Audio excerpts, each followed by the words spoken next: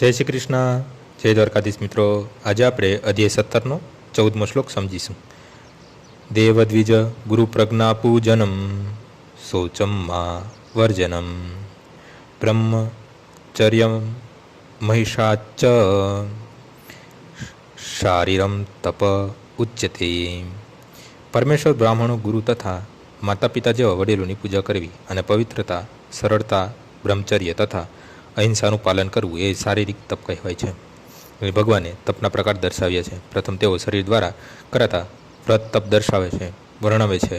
મનુષ્ય, ઈશ્વર અથવા દેવો, યોગ્ય બ્રાહ્મણો, ગુરુ તથા મા બાપ જેવા વડીલો કે વેદ જ્ઞાનમાં વિદ્વાન મનુષ્યોનો આદર કરવો જોઈએ અને આદર કરતાં શીખવું જોઈએ. આ સૌરવનો યોગ્ય આદર કરવો જોઈએ. તેણે પોતાની આંતરબાહ્ય શુદ્ધિની ટેવ પાડવી જોઈએ અને આચરણમાં સરળ રહેવું જોઈએ. તેણે શાસ્ત્ર સંમત ન હોય તેવું કાર્ય કરવું જોઈએ નહીં.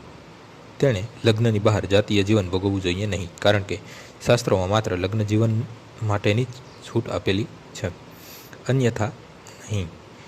આને બ્રહ્મચર્ય કહેવાય છે. આ બધા શારીરિક તપ છે. આજનો શ્લોક અહીં પૂર્ણ થાય છે.